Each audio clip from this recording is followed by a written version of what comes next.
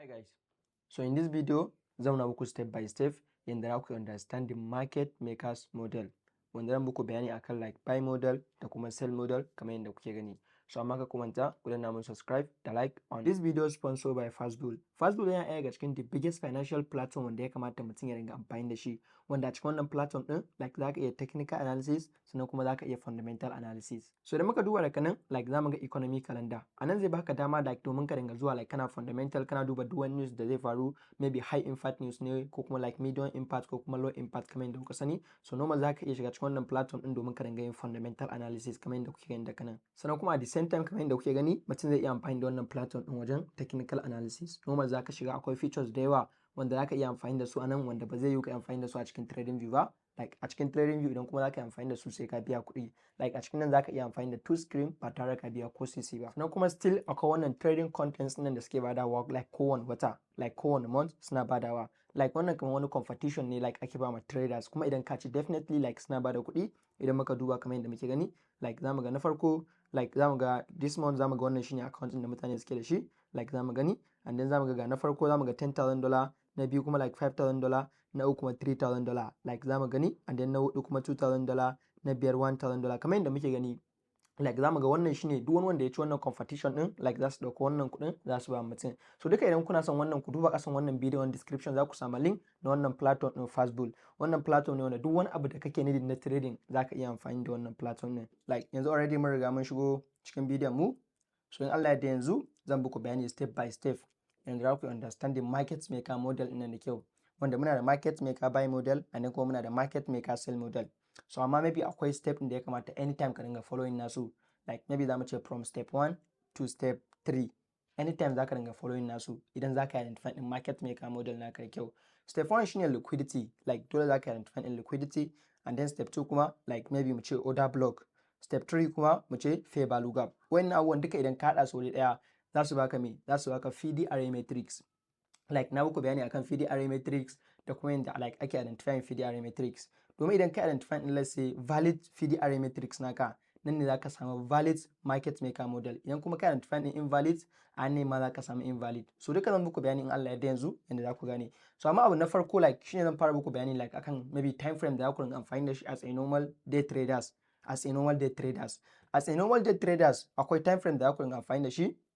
Na farko kamar yadda na gaya muku ya kamata ka understanding before ka je ka fara maybe ka je ka duba let's say market maker model naka, maybe buy model ne ko kuma sell model ne, dole za ka je ka identify in FDRA matrix, wanda wannan FDRA matrix nan anan ne ya haɗa baka da liquidity naka, ma'ana internal and external liquidity range, sannan kuma anan ne ya haɗa baka maybe da order block naka ko fair value gap naka. Like duka wannan abubuwan kusan duka abubuwa ne wanda maybe suna waje ɗaya, suna haɗa su ne a wannan FDRA matrix nan. So dole za ka identify like FDRA matrix naka anytime ka kumanta. So time frame da za ka yi amfani da su na farko maybe za mu iya ɗauka idan let's say ka je ka identify in FDRA matrix naka like a 4-hour time frame, so za ka yi switching zuwa 15-minute time frame kuma ka je ka duba market maker model naka. Idan kuma ka je ka identify in let's say 1-hour FDRA matrix naka ne, so za ka yi switching kuma zuwa like 5 minutes ka je ka duba like market maker model naka. Ban sani ba ko kun gane abin da nake nufi shine wancan 4-hour shine higher time frame naka, shi kuma wannan like maybe 15 minutes din shine lower time frame naka, and then still 1 hour can kuma shine higher time frame naka, 5 minutes din nan kuma shine lower time frame naka. So anytime zaka je higher time frame ne zaka je ka identify in FDRA naka, and then kuma zaka yi switching zuwa lower time frame kuma ka zo ka duba market maker model naka. Ina fatan kun gani shine na baku like time frame guda biyu da za ku dinga amfani da su. Sama wannan guda biyun kai yanzu as a normal trader zaka iya maybe kai selecting guda ɗaya. Maybe idan kai selecting 4 hour ne, so anan zaka dinga identify in FDRA naka, so zaka dinga amfani da 15 minutes ne kuma wajen duba market maker model maybe da entry. Kun gane ba? Sannan kuma idan kai selecting maybe 1 hour ne, anan ya ka dinga duba FDRA matrix naka, sannan kuma zaka dinga maybe amfani da 5 minutes ne maybe wajen duba market maker model naka da entry. So a cikin wannan time frame din so kai deciding ka dauka guda ɗaya.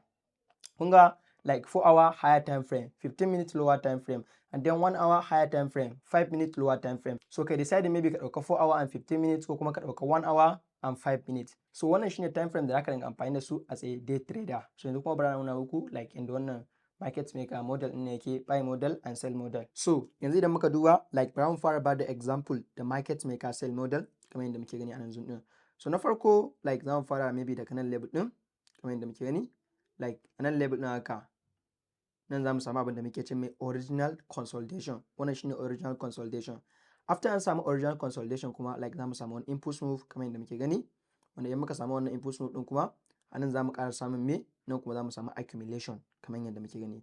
So after wannan accumulation din kuma like trade din maybe zai ƙara pushing off.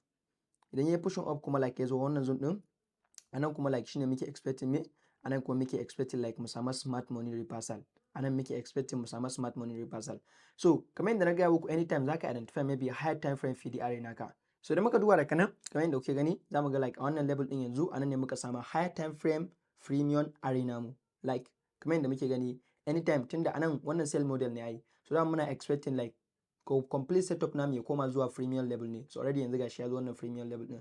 So after ya zo wannan premium level din anan ne za mu samu abin da muke cewa SMT, ma'ana smart money reversal. Smart money reversal. Hukumanta na farko nan anan ne muka sami an ne muka samu original consolidation, and kuma anan level din kuma nan mun samu accumulation, nan kuma shine muke expecting za mu samu smart money reversal. So after wannan smart money reversal din nan kamar yadda muke gani like idan muka duba after mun samu smart money reversal din nan za mu ga da kanan like nan mun samu displacement, nan mun samu displacement. After mun samu displacement maybe za mu expecting ya koma maybe ya tafi let's say wani order block namu ko wani fair value gap as maybe lower time frame kenan. Bayan yayi tafin wannan kuma like za mu samu me, za mu samu maybe distribution haka kamar yadda muke gani. After mun ƙara samun distribution kuma za mu ƙara samun kuma maybe redistribution. So muna expecting like maybe trade din zai dawo har zuwa me, maybe trade din zai dawo har zuwa wannan original consolidation din nan, zuwa wannan original consolidation. So abin da nake so ku fahimta anan, na farko idan muka duba anan level din like nan mun samu original consolidation. Wannan shine original consolidation namu. After mun samu wannan original consolidation din kuma like nan mun samu wani input move, and then kuma anan sai muka samu me, muka samu accumulation ko kuma ka ce mai second consolidation, tunda shi ma still shi ma like consolidation ne like kamar wannan kenan. Wannan shine original, shi ma wannan like consolidation ne, amma wannan zamu ce mai like accumulation. After nan kuma still like za mu ƙara samun wani input move. So this time kuma da muka samu wannan input move din nan sai ya zuwa higher time frame, sai ya zuwa higher time frame PDR namu, wanda a wannan higher time frame PDR namu maybe anan ne muke da order block namu ko kuma nan ne like muke da maybe fair value gap namu. Za mu muna expecting idan ya dawo ya tafi wannan level din like za mu nemi sell. So za mu ga shi nan za mu ga higher time frame premium level, tunda ai muna neman sell ne. So za mu ga shi sai da ya shigo zuwa cikin premium level namu, ko maybe ya zo ya tafin wani higher time frame POI namu maybe order block ko fair value gap. So sannan kuma daga nan sama nan ne za mu sami me, nan ne za mu samu abin da muke cewa SMT ko kuma maybe mu ce mai smart money reversal. Wanda wannan smart money reversal din nan like za mu same shi ne maybe daga wannan zone din nan. So after mun samu smart money reversal kuma like anan level din kuma nan mun samu displacement. After mun samu displacement kuma like yayi ƙasa, and then kuma ya dawo ya return maybe zuwa wani POI din mu da kanan like maybe order block namu ko fair value gap namu. After ya tafin wannan level din nan sannan kuma like market din still za mu ƙara samu wani input move, wanda wannan input move din da za mu samu like shi kuma za mu ce mai distribution kamar yadda muke gani. Shi wannan ba consolidation bane, za mu ce mai distribution. So after wannan distribution din da muka samu kuma like za mu zai ƙara dawowa, zai ƙara tafiya wani wannan kuma da muke ce mai redistribution kamar yadda muke gani. So normal dai za mu expecting trade din zuwa ya dawo zuwa wannan level din kenan, wannan original consolidation din nan. So kamar yadda muke gani wannan shine abin da muke ce mai market maker sell model kenan. And then kuma at the same time maybe idan za mu identify din kuma market maker buy model namu like kamar yadda muke gani like na farko shi ma anan za mu sami anan za mu samu original consolidation kamar yadda muke gani like wannan shine original consolidation namu. After wannan kuma like za mu samu me, za mu samu wani input move. So after wannan input move din nan za mu samu wannan da muke cewa second consolidation ko kuma mu ce mai accumulation, wannan zone din kenan. After mun samu wannan kuma za mu ƙara samun wani still, za mu ƙara samun wani input move, wanda anan level din za mu samu input move anan ne za mu samu me, anan ne za mu samu smart money reversal kamar yadda muke gani a wannan level din kenan. So za mu ga shi ma like anan zone din shi ma ga shi like mun samu higher time frame discount arena mu, like anan level din nan mun samu premium ba, tunda anan muna neman sell ne, wannan sell model ne. And then kuma anan in setup mun da mu samu like premium din nan kuma sai mu samu disc. Duk wani wanda yake so ya join 101 mentorship nawa wanda zan yi guiding naka step by step inda zaka zama funded trader in just 3 months. So ka duba kasan wannan bidiyon, wannan description like za ka ga wannan link din da aka ce get your mentorship here, za ka clicking. So idan ka clicking za ka iya min DM and then zan iya baka full explanation akan mentorship din. Sannan kuma idan kana so ka join like kalan free community nawa, idan ka duba da kanan za ka akwai Discord, da ka iya join Discord community nawa, and then kuma akwai Telegram community nawa, duka za ka iya join wannan community. So duka idan ka duba kasan wannan bidiyon description za ka samu manta ba like na muku bayani anytime za mu dinga yin maybe sell ne a premium level,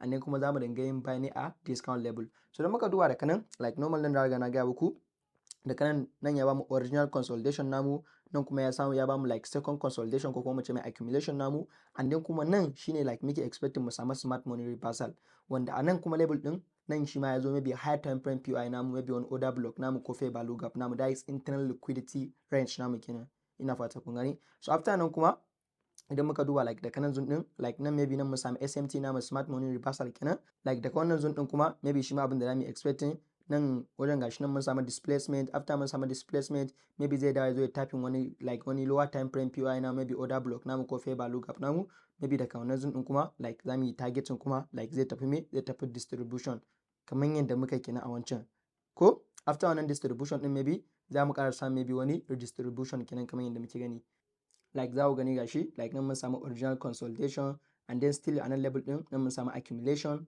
ko kuma mu ce mai second consolidation, nan kuma za mu samu smart money reversal. Za mu samu smart money reversal ne a lokacin maybe da ya zo higher time frame like arena mu kenan. So a wannan smart money reversal din a nan level din kenan.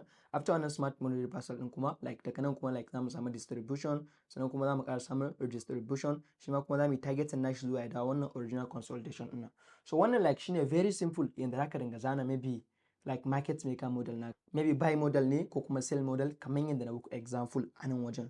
Wannan na farko shine like abin da zamu ce maybe sell model, zamu gani a sell model anytime zaka dinga expecting ne idan ya zo higher time frame premium arena ka kenan, maybe idan ya zo internal liquidity range naka maybe kenan order block ko kuma fair value gap, a wannan zone din a nan ne zaka ne ba maybe smart money reversal naka a wannan zone din kenan. So zamu ga akwai original consolidation, accumulation ko kuma like second consolidation, and then smart money reversal da kuma distribution, and then kuma da redistribution a nan zone din kenan, and then kuma sai wannan shi kuma wannan a nan ne ya nemo like market maker buy model naka higher time frame discount arena ka shi kuma nan shi ma zamu ga original consolidation, zamu ga like ga second consolidation ko kuma accumulation kamar yadda muke gani, sai kuma like wannan smart money reversal, sai distribution, sai kuma redistribution. So wannan shine step by step yanda zaka dinga identify market maker model naka, maybe buy model ne ko kuma sell model ne kamar yadda kuke gani based on direction in market. Anytime zaka dinga identify ne maybe from higher time frame FD arena naka, sannan kuma maybe kai switching zuwa lower time frame maybe market maker model naka, maybe buy model ko kuma sell model based on direction in market. So kamar yadda muke gani wannan shine example. So ka kumanta ku danna mun subscribe and then ku danna mun like a wannan bidiyon. Peace out.